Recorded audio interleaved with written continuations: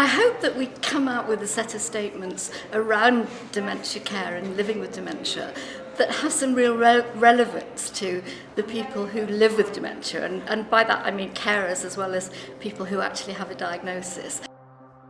We have the right to be recognised for who we are, to make choices about our lives, including taking risks, and to contribute to the society.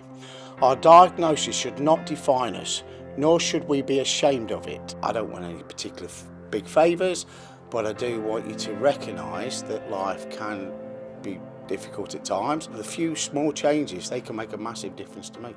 We have the right to continue with day-to-day family life without discrimination or unfair costs, to be accepted and included in our community and not live in isolation or loneliness. I'm hoping that the I statements will really contribute to not just the awareness of the disease, but the things that people affected by dementia have to contend with every day, so that they can benefit from knowing that the I statements are there, or the we statements are there, and they can draw on that and just use it. Living with dementia can be done and is done every day of the week. It's not without its challenges. People with dementia do need support, and that family carers do need support.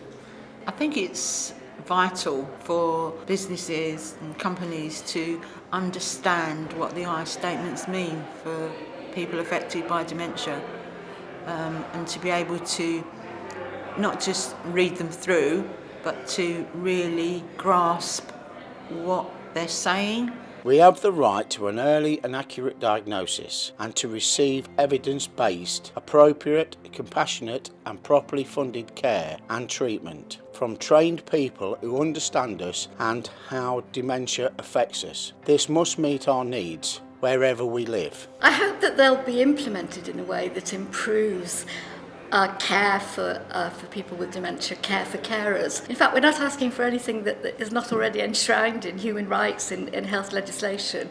All these things are there, and hopefully it'll be a reminder to the powers that be that these things should be done. You know, in law they should be done. Hopefully they'll take notice of the statements and they'll actually think about the statements and try and implement them and do something good to help people who are living with dementia.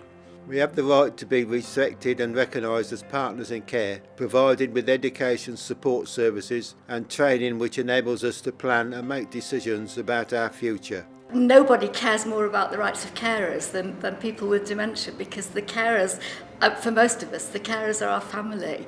I think changing the I statements as they were to being we statements, I think that's really important. And the fact that they've shortened all of the statements, for me it says a lot more than the previous ones that seem to be very wordy and quite long. We have the right to know about and decide if we want to be involved in research that looks at our cause, cure and care for dementia, and be supported to take part.